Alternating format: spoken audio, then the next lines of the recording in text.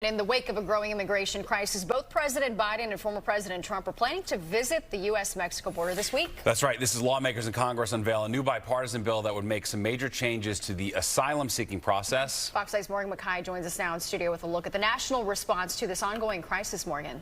Steve and Natasha, on Thursday, President Joe Biden is planning his first trip to the border in more than a year. And on the same day, about 300 miles away, former President Donald Trump will also be visiting a border city. This comes as a bipartisan group in the House is working to provide an alternative to the Senate's national security bill, so far has no chance of passing the House. It is bipartisan, 5 Republicans, 5 Democrats introducing it. A new bipartisan national security bill was introduced by Congressman Mike Lawler and other House representatives in order to provide an alternative to the Senate's border bill that was squashed by Republicans.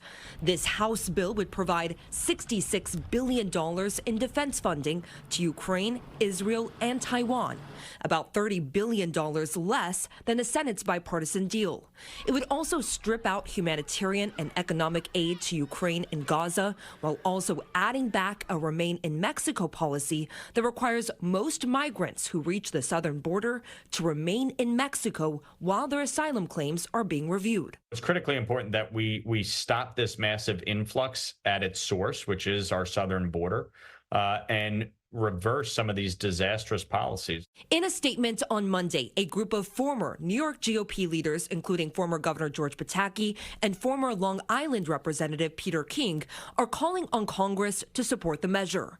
Quote, as former Republican elected leaders in New York State, we believe it's essential that Republicans support legislation to provide needed military assistance to Ukraine, Israel, and Taiwan.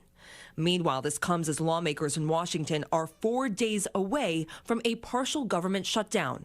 If lawmakers don't act soon, departments including Veteran Affairs, Transportation and Energy and Military Construction will shut down on Saturday. These are programs that are critical, that are important to the American people, and it needs to get done. However, Democrats and Republicans are blaming each other for the stalled negotiations. House Speaker Mike Johnson said that Democrats are holding up conversations with new demands, while some Republicans say they won't pass anything if it doesn't include border protections. Speaker Johnson has to decide what he wants his legacy to be. Does he want to actually serve as the Speaker of the House at a moment of crisis and meet the moral moment that we are in?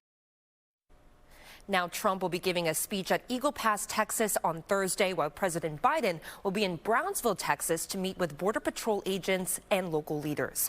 Biden is also inviting congressional leaders on both sides to the White House tomorrow to discuss the importance of avoiding a government shutdown and passing border security measures. Steve and Natasha. All right, thanks, Morgan.